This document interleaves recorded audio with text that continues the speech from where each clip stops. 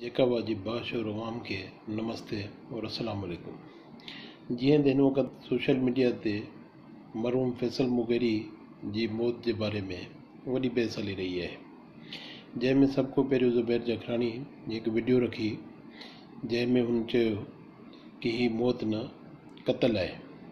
उनको पोइ शहर के मोज़ीन वही तादाद में पंहिंजो वीडियो मैसेज सोशल मीडिया ते रखिया, जैमें उन्होंने ज़ुबैर जखरानी जी रखियल वीडियो की मज़म्मत भी कई ऐं उन्होंने वाज़े करे चयो त ही शेर मोहम्मद मुगेरी जी वधंदड़ सियासी साख के नुक़सान पहुँचाइण की कोशिश है। मां पुछण चाहियां तो ज़ुबैर जखरानी को, जॾहिं फैसल मुगेरी जी मौत जी ख़बर आई उनको पोइ तव्हां उते विया हुए, तव्हां कब्रिस्तान में हुया हुए, तव्हां तॾहिं ते हुया हुए मौजूद, तव्हां हुन टाइम इहो मसलो छो न उथारियो? हुन टाइम तव्हां ख़ामोश छो रहियो? हुन टाइम शहर जा मुअज़्ज़िज़ भी उते हुया, सभु हुया। तव्हां शेर मोहम्मद मुगेरी साहब के चयो आहे, शहर जे मुअज़्ज़िज़ीन के चयो आहे कि भई पंहिंजो जेको आहे मौत न क़त्ल आहे, दफ़नाइण खां पहिरियों पोस्टमार्टम कराओ। तो हुन टाइम ते न चई काई बि ॻाल्हि। हुनखां पोइ हाणे पंहिंजी वीडियो वायरल करें थो, ठीक है, कंहिंजे चवण ते कंदो हूंदे, पर मां तोखे हिकिड़ो सुवाल पुछण चाहियां थो। ॿिए जे मथां आङुरी खणण खां पहिरियों पंहिंजी गिरेबान में थोरो जाग, तूं कहिड़े ख़ानदान सां वास्तो रखें थो? तुंहिंजे ख़ानदान में हिकु हिकु माह करेप्ट, कातिल, पताखोर, ज़ालिम आहिनि। तुंहिंजे ख़ानदान जे मथां, तुंहिंजे भाइरनि जे मथां, तुंहिंजे पीउ जे मथां मुंहिंजे भाउ जे क़त्ल जी FIR कटियल आहे, जंहिंमें मूं उन्हनि खे नॉमिनेट कयो। हुनखां पोइ मां भाउ जे क़त्ल खां पोइ 10 महीने ताईं जेकाबाद में हुयुमि।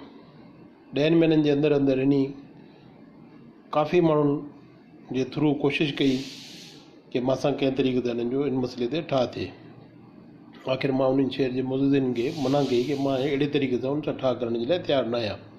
हुनखां पोइ हू असांजे मिनारिटी जे साबिक़ा MLA सरगुआसी भगवान दास चावला साहब खे चयो। सरगुआसी भगवान दास चावला साहब जेकाबाद अची करे मूंखे फ़ोन कई।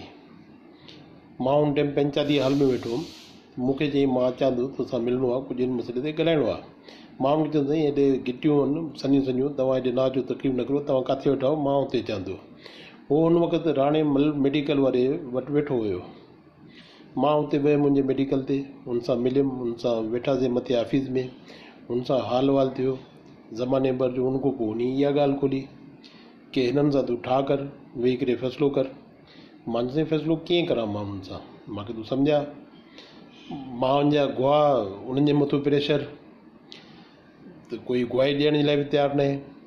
बाक़ी कातिलनि उहो उन्हनि खे मां कसम साग बि न ॾींदुमि, छो जो कसम खणण में माहिर आहिनि, हिकदमि कसम खणी वेंदा।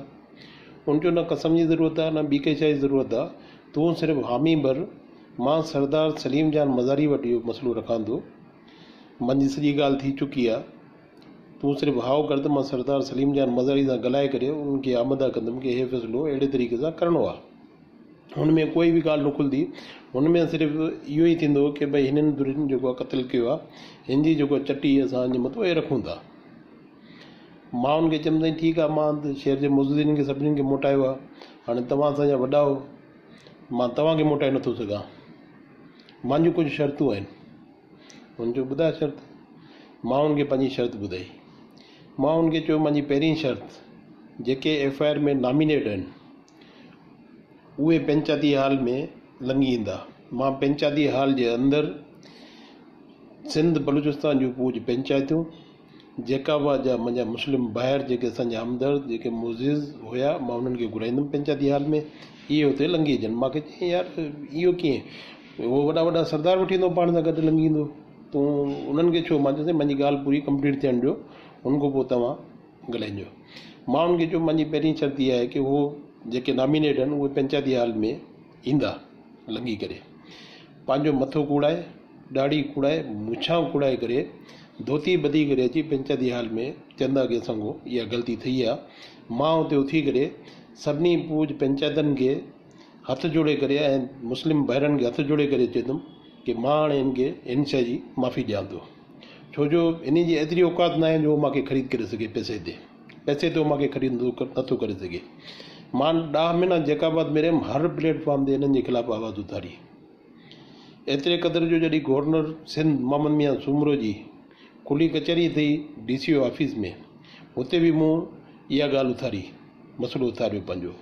बाक़ाइदे सां हिननि जो जेको नालो खणी करे चयो, हे मुंहिंजे साम्हूं वेठा, मां हिननि जो नालो खणी करे चयो। हुन ते मुंहिंजी और ममता जी थोरी घणी झड़प बि थी।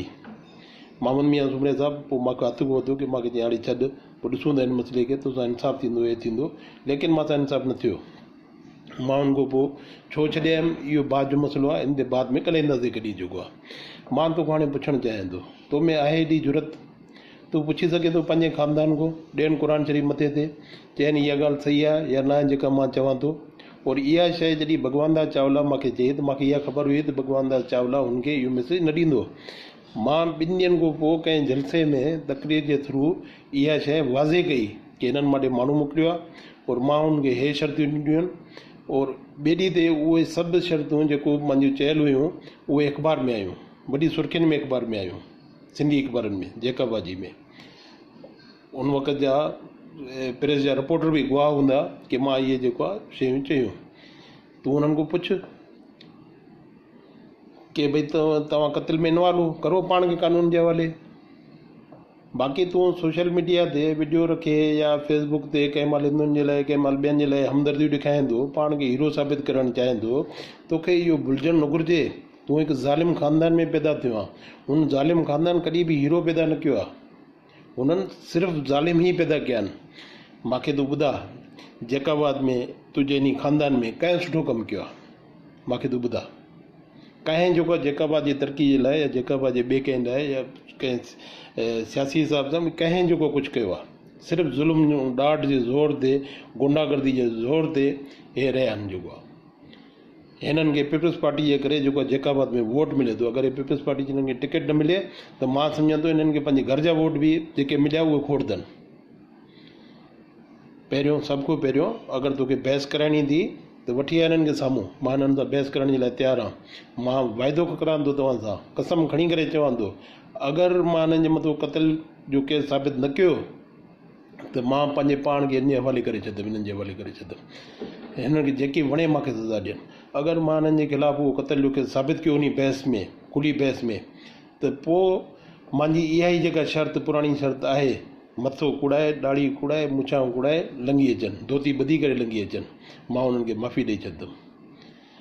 बाक़ी इन खां अलावा ॿियो कुझु बि न आहे। कुदरत वारो बेपरवाह थी मां तो ॿुधाए छॾां थो। हिन वक़्तु तव्हां लोड़ो बि था, ईअं न की नथा लोड़ो बि था, तव्हांजा घरू झगड़ा हलंदा पाण में ॿाहिरनि जा झगड़ा।